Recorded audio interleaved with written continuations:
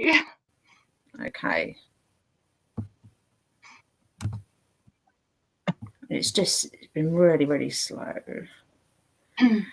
Okay, so we are live. Good evening, everybody. I hope everybody that tunes in to watch it as well. Sorry about the couple of minutes delay. We had a few technical issues, but hardly surprising when you're using Virgin Media fibre optic of late. But thank you to EPAA member Laura Madders for joining us. Thank you, Laura, and hello. How are you? I'm good. Thank you for having me. Oh, an absolute pleasure. So this is live streaming not only to our Facebook group, but to our YouTube channel as well for all our members who can't access YouTube. Don't worry, we don't have a big following yet, Laura, so you're fine. You look great. Right. But I can't thank you enough for being with us this evening. So for anyone that's listening internationally, can we start off by telling them where you're from in the UK? Well, I'm from Crewe, so that's in Cheshire, and that's pretty much in the middle of the country. Quite a distance from you guys down in London, but in normal circumstances, about an hour and a half on the train. Yeah, in normal circumstances when the trains are running well outside of the pandemic. Yeah. And is the sun shining in Crewe this afternoon? It is. If you hear any noises in the background, my other half is trying to keep my dog under control and stop him from barking for me. So, well, you know, I've got the same issue. I've got a husband in the kitchen with my French bulldog Rossi, who's also trying to keep him from coming into the living room. So we've both got the same challenge this evening. But it's nice to know, well, lovely to know you're a fellow dog lover. And of course, we've seen some of the pictures of your beautiful bulldog in our Facebook group. Fantastic. I love seeing everybody's pets. Just a hello to Paula and Danelle and Philippa and Sue. Good evening, everyone. Thanks for joining us. And I'll keep an eye on all the comments coming through during this session. So I think, Laura, what we want to do first actually is tell people about where you're working now, and then we're going to go right back to the beginning of your career and then take it back to where you are, of course, the key worker organisation you're in now. And just for people who haven't tuned in before, we did want to interview EPAA members from different backgrounds and organisations and sectors, because not everybody works for a celebrity or a big PLC company, and actually sometimes we don't often hear from PAs and EAs from lesser known organisations, but you know, working for organisations that are providing vital services, and especially right now. So your company, where are you working at the moment, Laura? Okay, so I work for Home Instead Senior Care. You may have seen our adverts if you like watching ITV3 in the evenings. Yeah. So as the name suggests, we provide at-home care for the elderly.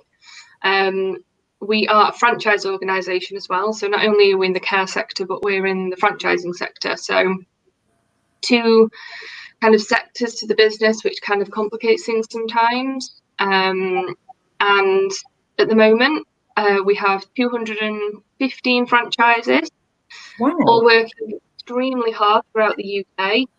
That is only our UK franchises. We are a global organisation. So we were started 25 years ago now in Omaha, Nebraska, which right in the middle of the state. So I didn't realise that. I had no idea. That is incredible. So you are actually a global organisation. Yeah. I mean, like you say, it's one of those brands that unless you've needed it, unless you're aware of it because you know somebody that works there, you've probably never come across the name. Or as I say, unless you started watching ITV3 in the evenings in the last year or so. So it's a weird time. Our franchises are extremely busy. PPE challenges all over the place, but we're supporting them with that. And I think at the moment we're still focusing on supporting them through this crisis, which for me has proved challenging because basically everything we had in the diary has gone straight out the window. And for somebody who has to plan 18 months in advance, that's been an interesting learning curve. But there are some good things that have come out of it. I was saying to my friends the other day, our executive coach. She spends a lot of time with not just our executive leadership team, but myself and a few other individuals in the business. And she was saying that people are going to have sections on their CV about what I achieved during the lockdown, how, what I did to help my business, or in your case, working all the hours you're working to keep the country running. And one of the things that I'm pretty proud of at the moment is I've saved our business about £100,000 in cancellation costs just from negotiating. Wow. Well, we were just committed to so much stuff for the rest of the year, and we've just had to kind of put a pin in it and just say we're going to have to go virtual, and make some massive changes. So managed to claw back some money and not have to pay massive cancellation fees on a lot of things because we just made the decisions pretty early on. So and I think you had to, didn't you, because of the nature of your organisation and the work you're undertaking.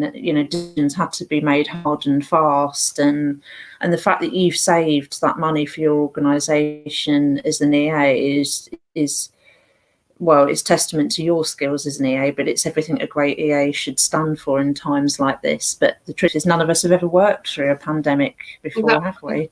No, and I think we made the decisions early on a lot of things, and that was the key. We saw what was coming. The lockdowns in other countries. We started training our team on Teams, so we've been using that quite effectively. And we actually sent everybody home the week before lockdown to stress test our system. And then we never actually went back. So we went home just to see if it'd work for everybody, if everybody could cope, and we did really well. So we were just like, might as well stay at home. This last week, we've basically given people the option and said, look, if you want to go back in the office because it's not working for you at home, we are confident that the building is safe, and we've done everything we need to do, and we can have a small amount of you going back in. So, we're sort of starting to find ways to come out the other side. But to be honest, at the moment, everybody's still working from home and working really effectively and appreciating the time they're getting back. Yeah. Especially from commuting and things like that. Prior to the pandemic, there was quite a lot of challenges, especially with rail companies, for people across the country, actually. I know I'm a legendary moaner about trains in the UK, but actually it was taking people a lot of time, and the roads are congested. So even if you're driving to work, it has been a big chunk of people's days. So to get that back, do you find you have been a lot more productive? I know you're a very productive EA anyway, but even more so now that you've been back working from home. It's less distractions. Because people really think before they come and speak to you about something. They're not just getting up from the desk and going for a wander and having a chat for half an hour. We are still talking to each other. So, rather than picking up my mobile, I'll dial someone on Teams and we'll have a bit of a 5-minute conversation, and then we'll get into whatever it is I need to talk to them about. But not only that, there is a better work-life balance. If you can happily draw the line and step away from your computer at 5 o'clock at night, or whatever time it may be, then automatically, in my situation, working an hour from home, you gain yourself 2 hours a day. Now, for me, the first couple of weeks I worked till 6:30, 7, doing bits and pieces, but I would have done that anyway. So if we were in this situation and not working from home, I still would have stayed late and done things, but then I would have got home an hour later. So it's a better work-life balance. I'm sure Archie, our dog, is loving it because he barks. It looks like he is. And then we go out for a walk in the middle of the day. You know what? I was actually thinking about all the anxiety the nation's pets will have if people do go back into the office in a big way. Even those that have got cats and other, different pets. because the fact, you know, that everyone's come back and they're all around. Now they used to be, their owner's been around, so it would be quite a big transition actually for them if everyone suddenly disappeared back to the office, which I don't think will happen. Certainly not this year. But has there been any negative sides for you about working from home? I mean, a couple of members have said it can be quite a little bit isolating at times. I mean, you know, those without pets or partners, or they're finding it a little hard to get motivated at points through the day, especially we've had glorious weather in the UK, haven't we, pretty much for the last few weeks. But has there been any challenges for you, any negatives on the working from home, or have you just kind of slotted into it really, really easy? To be honest, I've been quite strict with myself. So I've been trying to get up at my normal time, but that just gives me a little bit more time in the mornings to spend a bit of time with Archie and talk to Paul about things. And then we used to have a daily meeting, everybody, that we call huddle. So just 10-15 minutes, everybody stood up in a massive circle, which there's 60 of us, so it's a massive circle. And just talking about, you know, what's happened the day before or the week before or what we've done that week. We've taken that online. So 9 o'clock every morning, we all log into Teams and we all attend a business-wide meeting. And a lot of it's just been COVID focused, you know, what we're doing to help the teams and everything. But to add a little bit of joy to it, Martin, our CEO, decided everyone should start nominating people to play a song at the end of huddle. So at the end of every huddle, there is a song or some sort of music, not necessarily a song. I don't know if you've ever seen the Lego Movie. The song "Everything is Awesome." It's so catchy, and it was in my head all day yesterday because of this huddle. But I think having to physically get up and attend something makes a difference. Yeah. I've also been really strict with myself. Maybe I'm not wearing work attire, but I'm dressed as opposed to, you know, sitting in my PJs or what have you. So I think I've set myself boundaries pretty early on. And when I knew this was sort of on the horizon, I bought a few bits and pieces to make it a comfortable situation, because Paul, my other half, he works from home every Thursday. But if I ever work from home, I just use his desk. Obviously, that's not possible when we're both working from home. So I'm sat in my dressing room. That's why slightly half decorated. Always the last one to be dealt with. And Paul's downstairs in our dining room. So we've given ourselves structure. I realised a couple of weeks in as well, I wasn't really taking my lunch break properly. So I put a reminder in my diary just at 12:30 to, you know, it'll keep popping up until I actually actively do something about it. So yeah, I think I could have quite easily slipped into a bad habit. But knowing this is going to go on for some time, I've tried to be really strong with myself.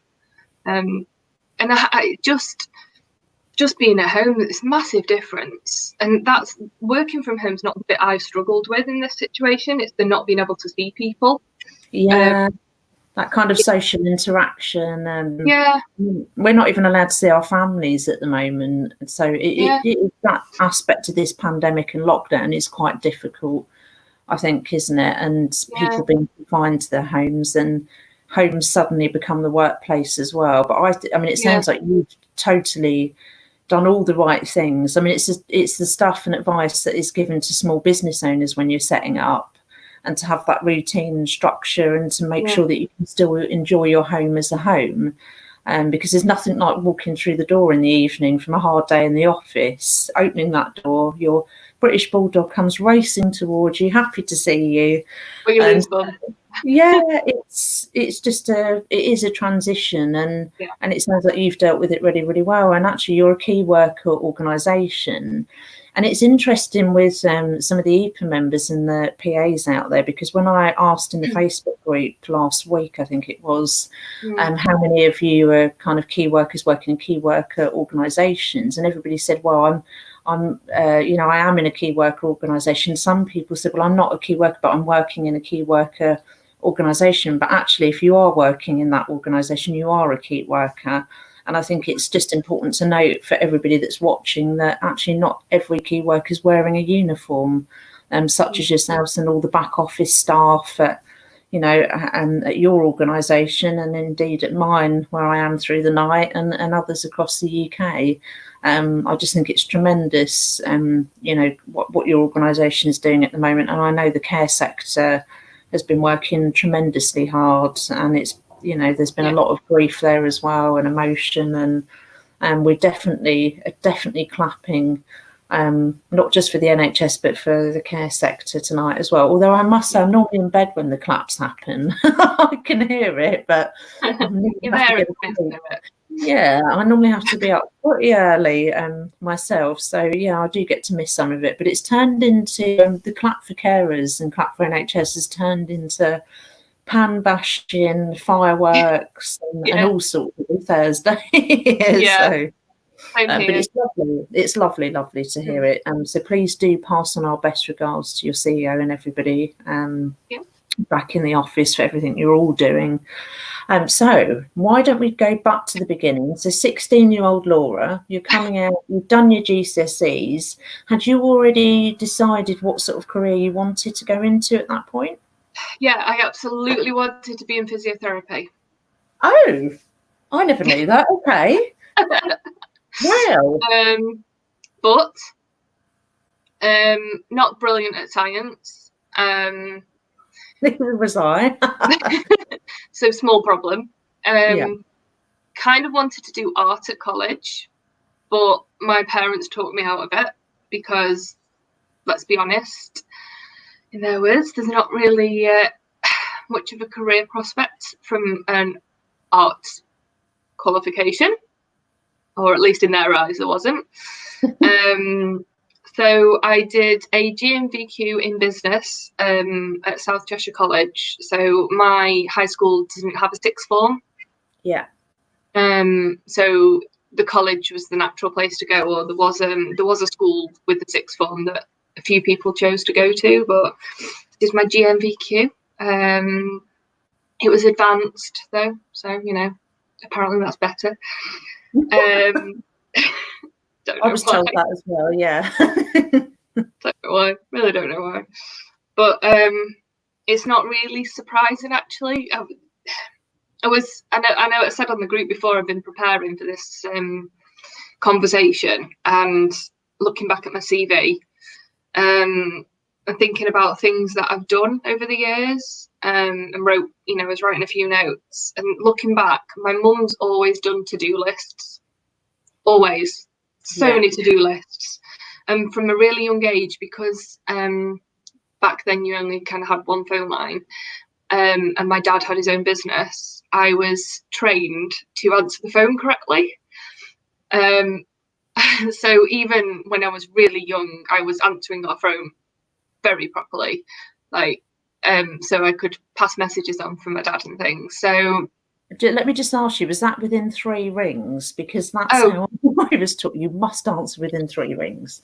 Yeah, it's just constant. Go get the phone, answer it correctly, write down a note. So I think in a way they probably drummed it into me, and it was a natural. I didn't really know what I wanted to do, other than I really wanted to be a physio, but I really liked art, and then it was like, do you know what? I'm just going to do business because it's multifunctional. There was finance and marketing. There's all those different modules, so I could try and get an idea of what I wanted to do. That was 2 years. Then I tried to go to uni. What do you mean tried? Well, I didn't go away to uni. I actually went to the uni in Staffordshire, so it's driving distance or train, depending on how much I'd drunk the night before, if I'm honest. I was trying to. Well, actually, I did say we had fizz on these interviews. To be fair, I've gone for coffee just in case. Anel was water last week. Now we've got coffee this week. But actually, I mean, I'm only allowed one glass because obviously I'll be driving at 1 a.m. in the morning. So yeah, I'll let you off. Yeah, so I went to uni and that was to do marketing, but it just didn't take. And my head wasn't in it. And to be honest, my college teachers had basically told my mum they didn't think I should go. So I got a job, but it was just bar jobs and things like that for quite a long time. And I've always said, to be honest, that if there was enough money in it, absolutely, I'd work behind a bar every day. But there's just not enough money in the pub trade, and it's very stressful. Yeah, it is. I've done. I mean, we've talked in the Facebook group a lot, haven't we, with some the members in the past about little jobs we've done on top of various PA roles. And I remember I've done a lot of waitressing in pubs, but when I tried to get behind the bar, rather embarrassingly for the Irish side of my family, I could never pull a pint of Guinness. I just couldn't do it. And then when a customer comes up to you and is like, can I have a pint of this, glass of that, shot of that? And you're trying to calculate that in your head. And I'm like, no. See, I was always really good at that. And the whole Guinness thing. Oh, were you? Yeah. Guinness is totally not the same over here, though, as it is in Ireland. And so it's not your fault. I'm sure you'd be fine if you were in Ireland. But it's very much me, and I think it's that kind of conversation we've been having on the group. Someone had asked about, what have you learned about yourself that's a key skill that you've shown. And I think it's that relationship piece. That I think that's why naturally I enjoy working behind a bar. Yeah, you build those relationships with your regulars, and you're always talking to different people, and it's a great atmosphere. It's, if you work at the right place with the right people, it's a night out that you're getting paid for. Yeah, unfortunately, you don't actually get paid enough. So in 2003. A friend of mine said that there was jobs going at her company, and send me your CV and I'll get you an interview. So obviously referral scheme, and she got some money if I stayed on thing. And I remember really clearly in the interview they were like, so why now? And I said, it's time to grow up and get a proper job. I love that. Yeah, but that was why I was doing it. It was just time. So that was an admin-based role.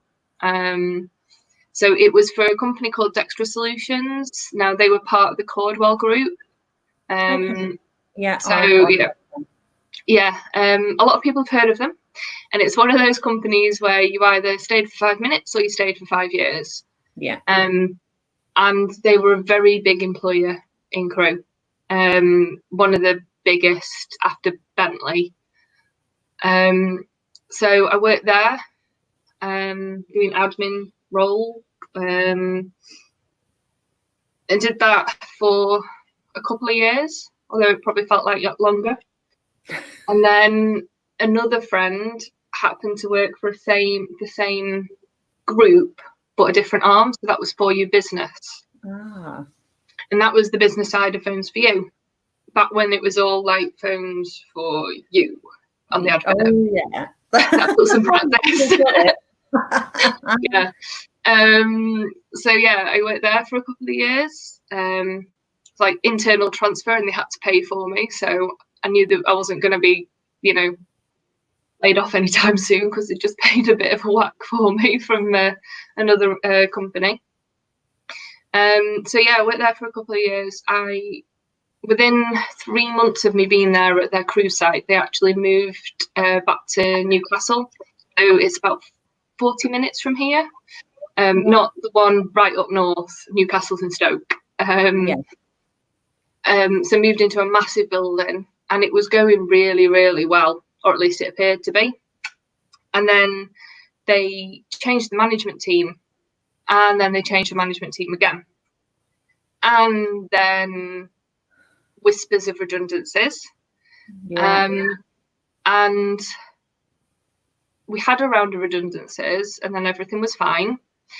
And then it was around sort of early June, and my granddad passed away. So I took a couple of days off, and then I took a week holiday. I left the business with at least 100 people sat on my floor. I returned to 10 because in my absence, everyone had been made redundant. They'd all been offered 6 weeks to basically leave on the spot, and they hadn't been allowed to tell me because I was on holiday / compassionate leave. But actually the timing for me was really good because they needed the 10 of us to keep the business ticking over to close things down. So instead of the 6 weeks that they all took, I think I had another 4 weeks of working. Plus, because I'd been with the group for nearly 5 years, they had to give me that package per week. So all in all, I came out of it pretty well off for my age. So, you know, late teens, early 20s, pretty decent redundancy package. And I wanted to take the summer off. So I'd been dating a guy who worked there as well. So we'd both been made redundant. We both had a decent amount of money. And I wasn't really thinking of doing anything else. And then I got asked to go for an interview for a database administrator role. And I've got to be honest, I couldn't be bothered. I really couldn't be bothered. But my other half at the time was like, "Go on, just do it. Just, you know, it's a couple of hours out your day. Just go and do it. You never know." I did. And then in this September, I think it was, November, I started at Warren Partners as a database administrator. So that was an executive recruitment company. And this was like 2006. This was before, you know, things went bad with the financial market and recruitment got global recession. So in 2006, executive recruitment was good. There was a hell of a lot of money in it. So this is an organisation where their fees are in 3 tranches. A fee because you've appointed them to recruit, a fee because they've delivered a shortlist, and a fee because they've appointed. And these were not small roles. These were massive salaries. The minimum we were dealing with at the time was 100k, and that was the minimum. So I did that. I basically, they brought me in because they had external researchers, and they needed somebody to sit there and input the data onto their database from these external bodies. But like Nell was saying the other day, I asked questions. And I know Josh was saying that he'd done it, and he was really proud of himself, and it's made a difference to him already. I did that because I've always, if I look back at my CV, I've always had this ability to teach myself how to use a database. I've always managed to get my head around it. My head seems to work in that way. So I taught myself how to quite quickly import the data and validate it without having to manually type it. So I freed up loads of my time, but nobody else in the business really either wanted to or was interested in how it was done. So I still had a job. So I asked for more stuff to do. And that's kind of where well, yeah, didn't want to be bored. No. And that's where I started doing like managing events and things for them. So started planning recruitment events, just networking things for the, you know, all the clients they had and stuff like that. So I think Warren Partners is probably the real start of my transition into this role. So then, as luck would have it, someone went off sick long term, and they needed someone to step in. So at that point, I was asked to be an assignment manager on a temporary basis, just to cover because somebody was off sick. Now, an assignment manager there meant that it's basically the back office admin of the recruitment process, arranging all the interviews, you know, the diary management aspect of it. So you see where this is going. Basically, very nicely. The directors were basically spread out amongst all the different assignment managers, and you know, each assignment manager supported maybe 2 or 3 directors. The directors were the people who did the recruitment, they did the interviews, they built the relationships with the clients. We did all the rest of it. When she came back off her sick leave, they actually asked me to continue being an assignment manager, which was great. But something was bothering me.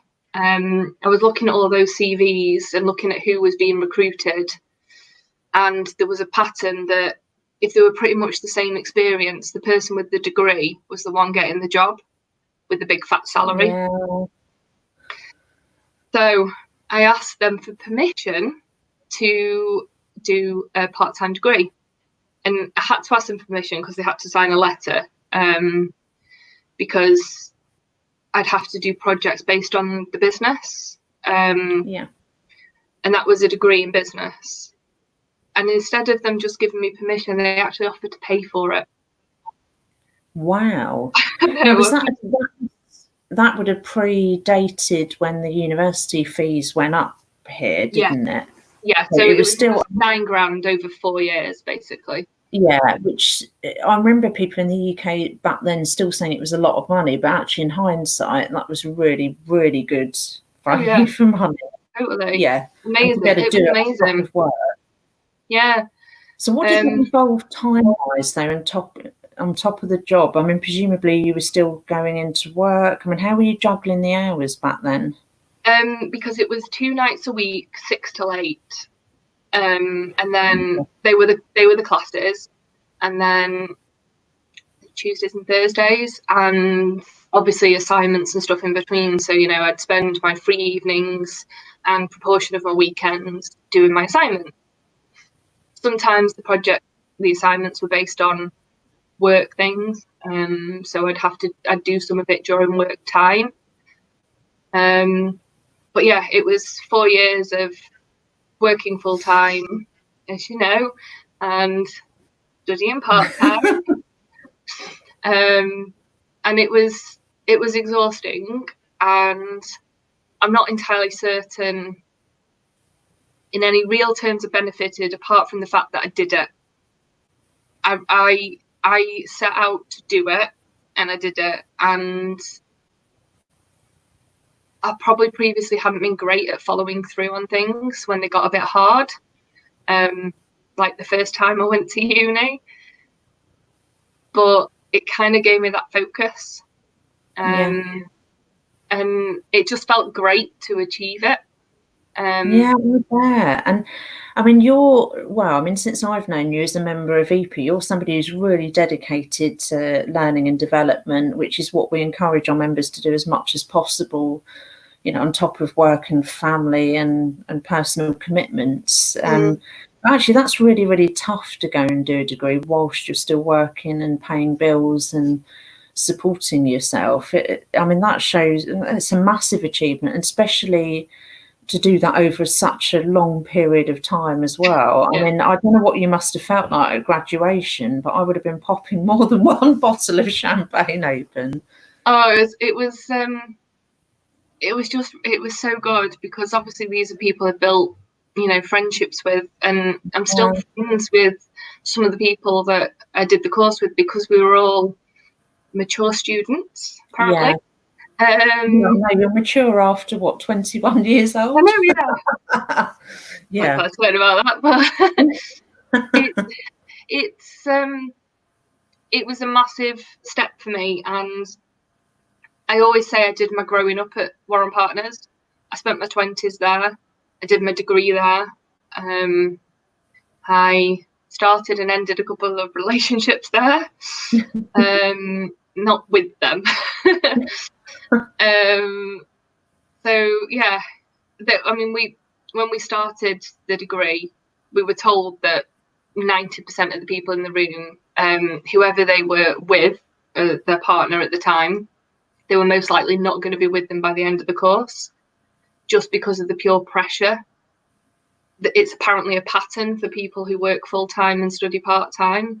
It just adds a certain amount of pressure, but also it's the fact that you're consciously at a certain age developing yourself, and you change as a person because of that. And it just naturally draws relationships to an end. And trust me, he was so right. So many of us. Things are so different now. Yeah. But to have that, I mean, how does that feel having on your CV? I mean, you know, you've kind of mentioned you're not sure, you know, what it might have done in the long run, but do you look back at the fact it's on your CV with pride now? And because I think, I mean, you know, from having worked in a recruiter for so long, you know, I would find that impressive, and I still do. People who are working and going back to education a bit later on and juggling it on top of work, it just, I mean, it is a tremendous achievement, and it takes some grit and determination to do something like that. No, I'm immensely proud of it, and I'm sure it has benefited me. But I suppose it's just that people haven't acknowledged that fact. Yeah. My mum said to my then boyfriend at graduation, I didn't think she'd do it. Oh. No, if you know my mum, that's exactly what she's like. But she's right. I'm do you come from a university? Do you come from a university family? By which I mean, a lot of my family, we'd never been to university. We wasn't encouraged to. Everybody went into the workforce at a really young age.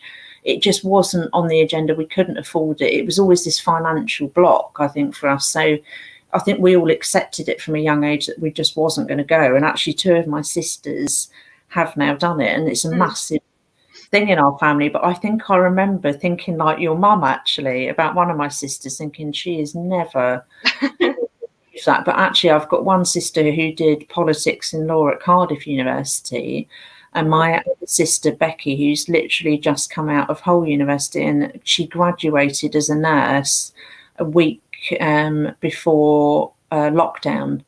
And she'd already secured a job as an NHS nurse anyway, because you're doing that before the degrees coming to an end.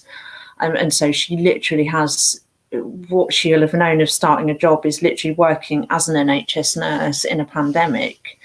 And she's doing tremendously well. But I'm actually really, really proud that both my sisters have got these degrees, and they did it whilst they were both, one of them was heavily pregnant and sitting her exams, and the other one, the nurse, single mum of 3, and she also had a job on top of that as well. So I think, does your family kind of feel the same? If you're not from a university type family, it is a massive achievement. I mean, your mum must have been proud as well. Oh yeah, I mean, she was, totally, don't get me wrong, but me achieving that was amazing. So my parents, my mum went straight into the bank, and she worked there until she had my brother. So my brother's got cerebral palsy. Yeah. And she was his main carer. So I was 2 when Stephen was born. So she'd gone back to the bank after having me. She was on the management track, and then she had Stephen and she had to finish work. So she's always had that work ethic. And they've always tried to instill it in me. My dad packed off to the army at 18 by his parents. I suppose back then, yeah. Yeah. So again, just both of them straight into that kind of, there's a track, a working education, I suppose. Yeah. I was the first one of my cousins to go to uni, the first time round. The second time round. But they've all got qualifications now. So there's only 6 of us, but we've all got a qualification now. But we've all done it in a bit of a weird way, not the standard go to uni, live at uni, do all that kind of stuff. Have your gap year, and I always envied that about uni students, saying those that did the gap year, not everybody got to do it, but and then the whole university thing, it sounded like a lot of fun to those of us that hadn't done it, because obviously you wasn't staying in being a mature learner, you wasn't staying in uni digs, were you? I mean, presumably, you're paying bills and what have you, and then you're going off after work in the evening. Like I said, I mean, it's just such an impressive thing to do. But what happened? So you did the degree. What happened at work in the employer you were at when you achieved that? Did you get any promotions off the back of it, or did you then move on? I don't know whether it was off the back of it, but around the same time, I was promoted to operations assistant and became the PA to the newly appointed managing director, who'd been the ops director, and the previous managing director was actually the owner and had taken a step back. So there was a lot of operational type jobs that needed doing, which is always kind of been my forte. So I was doing that for a while and supporting the FD as well. And then in 2011, things changed, the structure changed. It just wasn't the same. And then I probably should have left, but I didn't. I left in 2012. I gave 5 weeks notice because I wanted to take myself past the deadline for the bonuses and make sure I got paid mine. But didn't want to stay any longer than that. I just kind of outgrown it. And that's kind of when I say that I grew up there, the person I was when I joined 6 years previous was extremely different to the person I was when I left. Yeah. And I'd just come out of a relationship. I'd just moved into this house. Not bought it. My parents bought it. I bought it off them at a later date. Whole other story.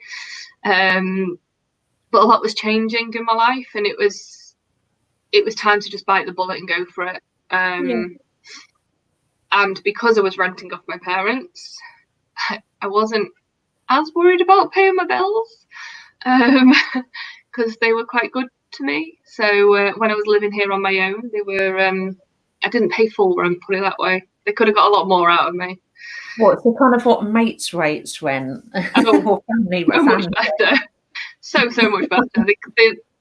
What they charged me, they could have got at least another $250 on top of that, and that was when I was living here with someone else. When I was living here on my own, they only charged me £250 a month. Wow. I wish I had been your parents' daughter. Like, seriously. Yeah, no, I know how lucky I am. Don't worry. I quickly got a housemate and started paying them back properly. Which was actually a really good thing for me at the time. Just housemate, girl stuff. Going out. I had a new job. I started at a lean consultancy, which again, new sector. And I think as well, that's something I've learned is our role is extremely versatile. You can work for any sector. Your key skills are transferable from one to another. You don't need to be held back by what you know or what you think you don't know. Yeah. I knew nothing about Lean, Six Sigma, and all that kind of stuff. Apart from the little bit I'd learned at college when we went on a tour of Toyota. So I worked there for a couple of years, and that was executive assistant. So that's the first time I'd had that title. Before that, I'd been PA. I did a lot of the things that I did at Warren Partners, though. I found a new recruitment database for them because they were a lean consultancy, but they would recruit people for contracts. So put in a new recruitment database, built relationships with suppliers, all the kinds of things that I'd had the experience of at Warren Partners. So, that stood me in good stead. And then Christmas 2014, August 2014, sorry, I was approached by a previous client from Warren Partners about an executive assistant role at a large organisation in Crewe. Massive salary bump, 2 miles from my house. Wow. Company that I knew well, had dealings with in the past. Sounded too good to be true. I got the job, and it was too good to be true. Oh. There's always that one person you've worked for that they're just not nice people. Or you just, no matter how hard you try, you just don't click. And in our positions, that's not a good thing. You need to have a good working relationship with the person you're supporting. And I just didn't. He just wasn't a nice man. I was due to have my 3-month, review. And the guy who'd recruited me was actually head of HR. So he was a long-standing client from Warren Partners. We had a really good relationship. And we basically sat down and had a conversation. And by the end of it, I was on garden leave. And that was the Christmas. So this was like the 9th of December, I think, in 2014. I was on garden leave until February. So basically, I had Christmas off with a very small puppy. It was that long ago. Wow. So Archie was born in September, and we picked him up in November. I got left, however you want to say it, in the December. And I was actively looking, but the market's never great over Christmas. There's jobs being advertised, but nobody's really putting the whole heart into it, are they? No, so, I don't totally agree with that. After 7.5 years in recruitment, it's just one of those times of the year that it's, I mean, some sectors are really, really busy, but most sectors, no, it's just everybody just wants to party. And yeah, exactly. They'll say things like, no, we're still recruiting. Of course we are. It's, Christmas makes no difference. But it's just, then I knew nobody had, the whole heart in it, which was fine, because to be honest, neither did I. It was Christmas and I was getting paid to do nothing apart from lie on the sofa with my puppy. It was perfect. So I did a bit of temp work in between, just because I got bored. So a couple of the recruitment companies that there was one in Altrincham that I've worked with a few times, and they just, in between like looking for permanent roles for me, they were just like, can you do a day here, can you do a day there? And then I'd do like a day on a reception at a car dealership, or just a bit of admin, just because I was bored. I don't, working full time, doing a degree part time, I don't sit still well. As you know, I've redecorated my entire house apart from that wall during lockdown. Impressive. Just got to do that wall. And then I had an interview for Home Instead. So that was February of 2015. They did a really back to front process for what their process normally was, because they had a relationship with Warren Partners, and they informally referenced me. So I got a phone call from one of the directors saying, just checking on me. It's like, you're not going to let me down, and I've told them how things really are, and how good you are, and all that. He was so sweet about it. So they got me in as quickly as they could and did their recruitment process all the wrong way around for what they normally did. And as I was walking out the door of my last interview, the then owner and CEO said, "So just so we understand each other, as long as we can get the money right, you've got the job." I was like, okay, not awkward at all. Well, it's very un-British back then, because actually a lot of the money thing was always awkward to talk about, wasn't it? Salary and what have you. So that must have been a bit refreshing in a way, actually, that they wanted to get right to the nuts and bolts of money on this. No, it was good because, like I say, I was quite happily just bobbing around, temping here and there. I wasn't concerned about money because I'd been paid and wasn't, hadn't really had any many overheads.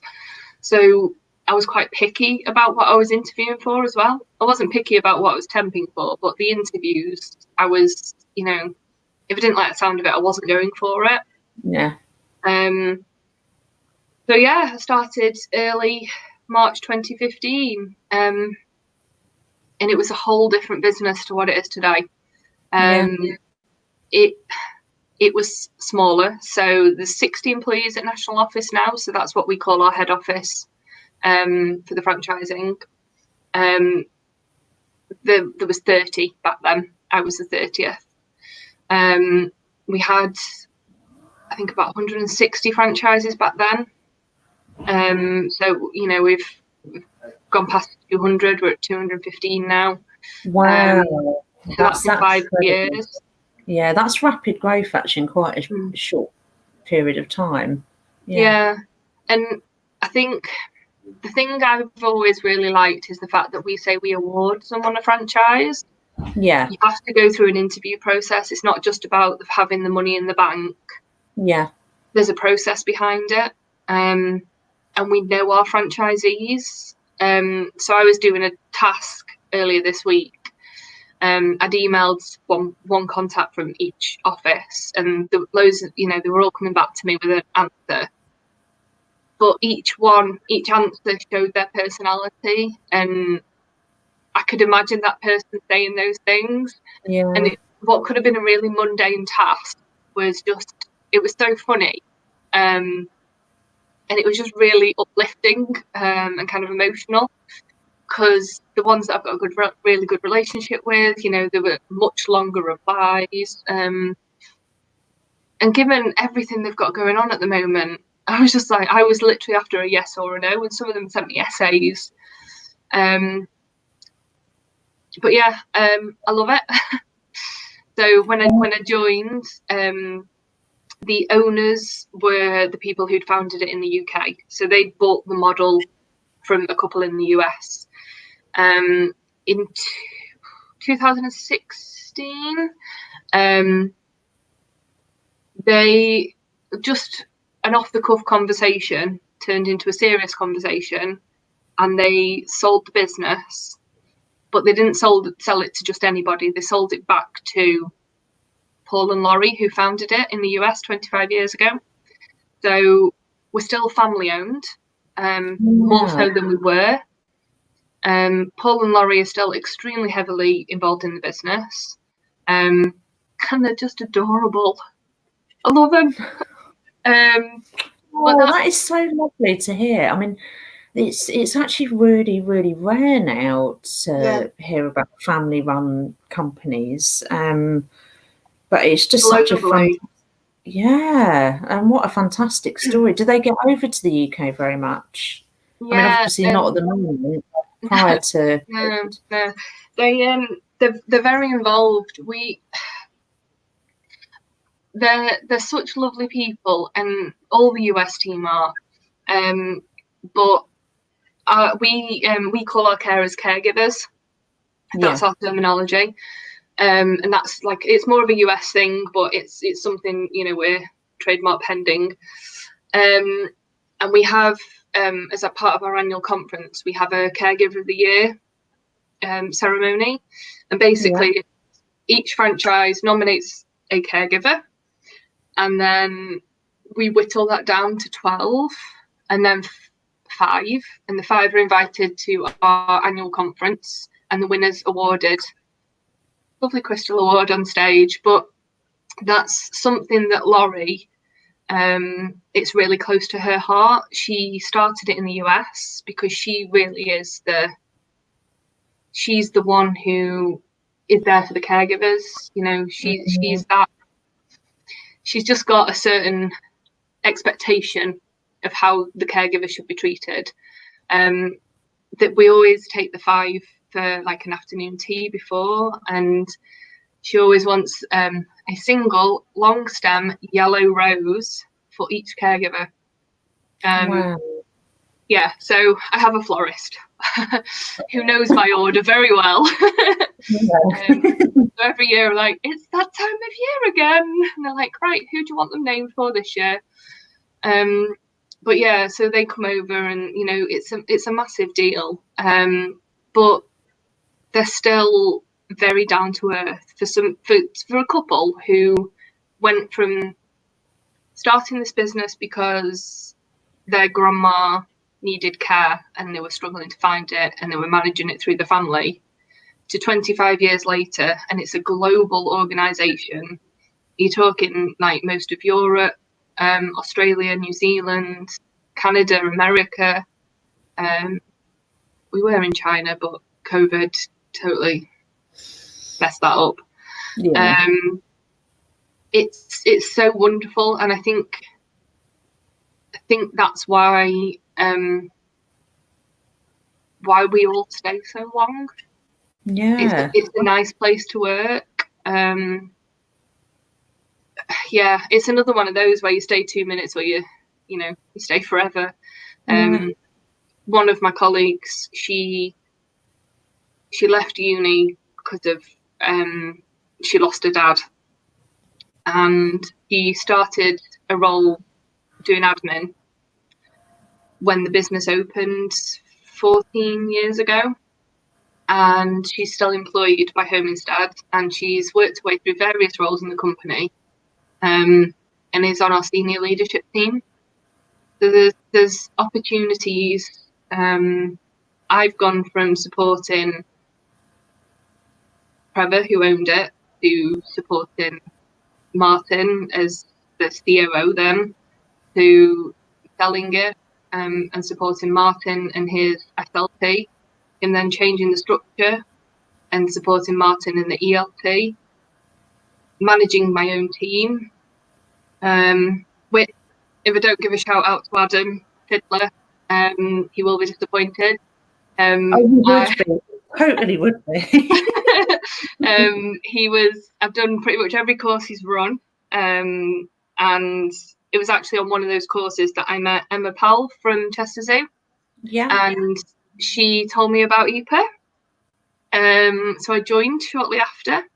Do you know, I was going to ask you tonight how you found out about EPAA. I didn't realise it was Emma. It's Adam and Emma. So I'd seen Adam at the PA show, went on one of his courses. Then Emma, obviously, she was talking about the zoo, so I was lost. Just like, animals. But she started, they were talking about the benefits of EPAA. So I joined, I think, the day after we did the 2-day course. I was looking at my certificate before, I'm pretty sure it was like the day after. And then it was around that time that I was talking to Home Instead about going to the IAP. I said the other day I'd met Anel there. So Yeah. That was because of my peers in the US. So that's how I ended up in New Orleans, because they always used to go to those events.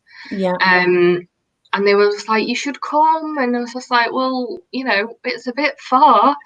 But the US paid for half of my trip, and then we paid for half of my trip. So I spent a day in Omaha, which is 2 flights from Manchester. Yeah. Then, so I spent a day at the Home Office and met everybody. And then Saturday morning, I took another 2 flights. So from Omaha to Texas to New Orleans. We attended the conference, which I have to say has got to be one of the best things I've ever done.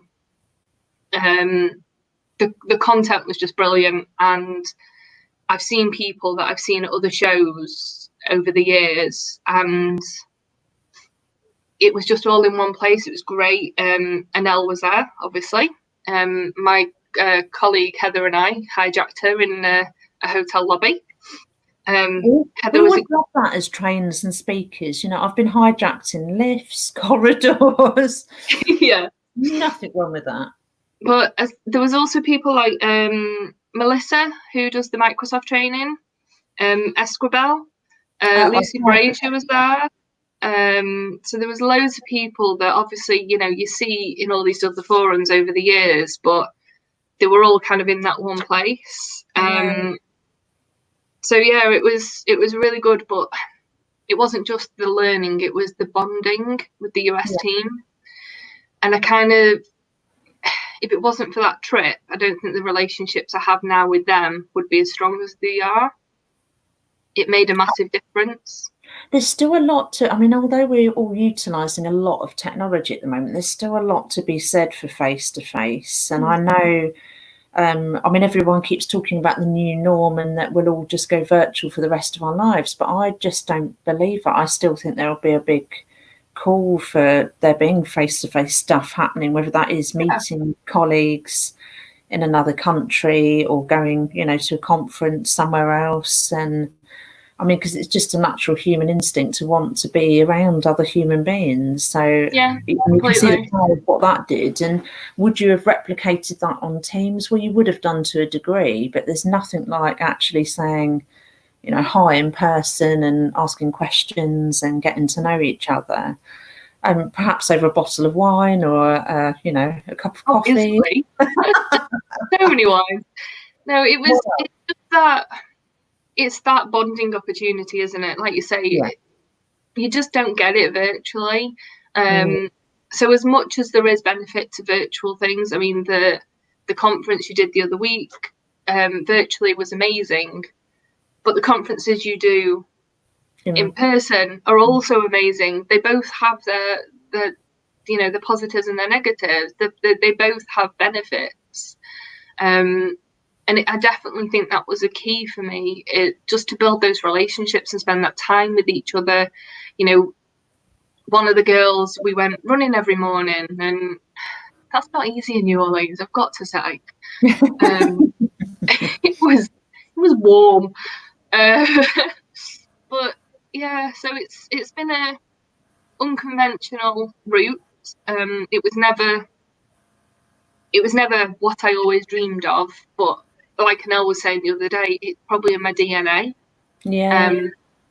My mum's a list maker for sure. Yeah. Speaking, I'm so glad I can't see everybody else. But that's a benefit to virtual, because I've been trying to get some EPAA members on stages forever, and they're positively terrified. And I totally get that. Been there very much so early on in my speaking career, but actually this makes it a little bit easier. People are watching us right now and they'll watch the replay, but we can't see them. You can't see the reaction. There's no cameras flashing in your faces, that kind of thing. But well done.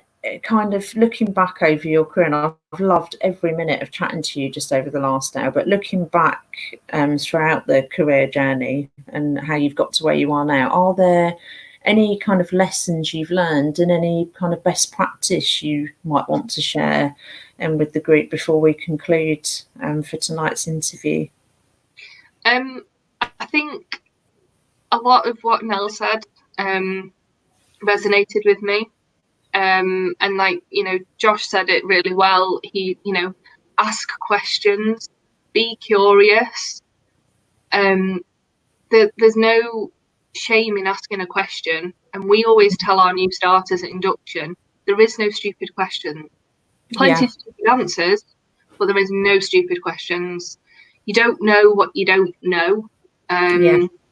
So I think that's been key for me in my career. I've asked those questions, kept busy, do things you're afraid of.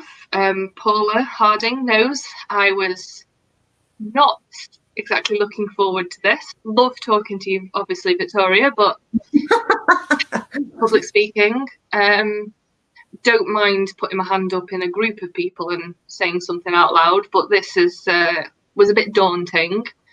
And she's encouraged me in the past to do things like this. So do the things you're afraid of, I suppose. Yeah. And take a chance.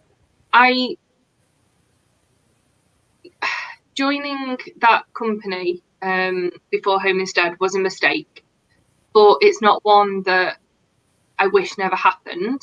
It was a stepping stone. It allowed me a change in direction.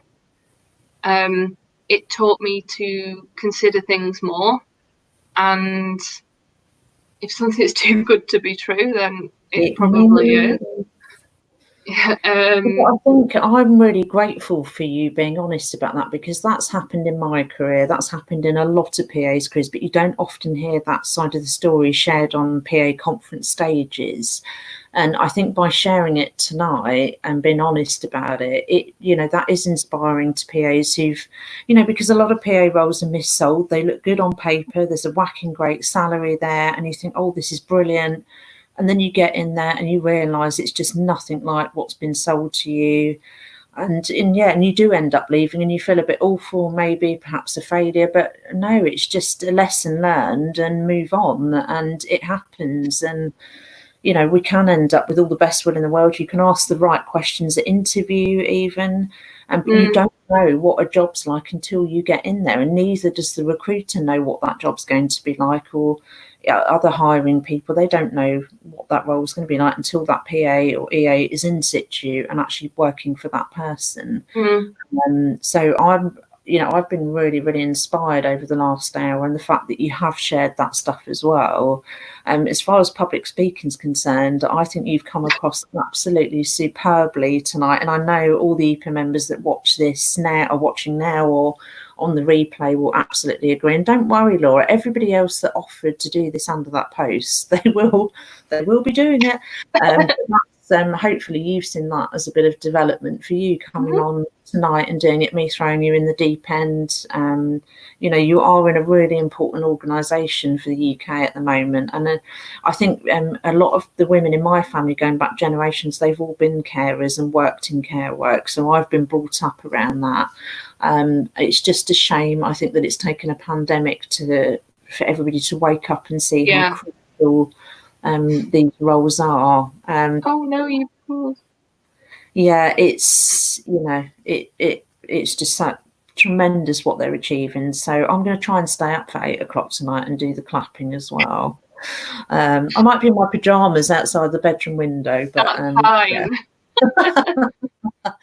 Absolutely fine. But thank you so much. You are an inspiration, absolutely. Again, it's been a fantastic. I could have gone on and on and on forever. But I know you've got a bulldog that needs to see you. Mine's probably tearing the kitchen to pieces. And it's tea time here in the UK, as we say. So is there any parting last words you want to share before we sign off for the evening? Don't be afraid, and anyone that's offered to do this, just do it. It'll be just do it. Yeah, it'll be something you'll be happy that you've done. and it'll go on my list of things that I achieved during COVID. Yeah, definitely. I'm pleased about that. Really, really pleased, because it is an achievement, and I hope very much. You know, listen, not every PA is bothered about awards or wants them on their CV, etc. But I personally hope to see you as a future candidate for the Rising Stars. And actually, in concluding, I'd just like to say a massive congratulations again to Julie Burns, Esther, Kath and Kelly.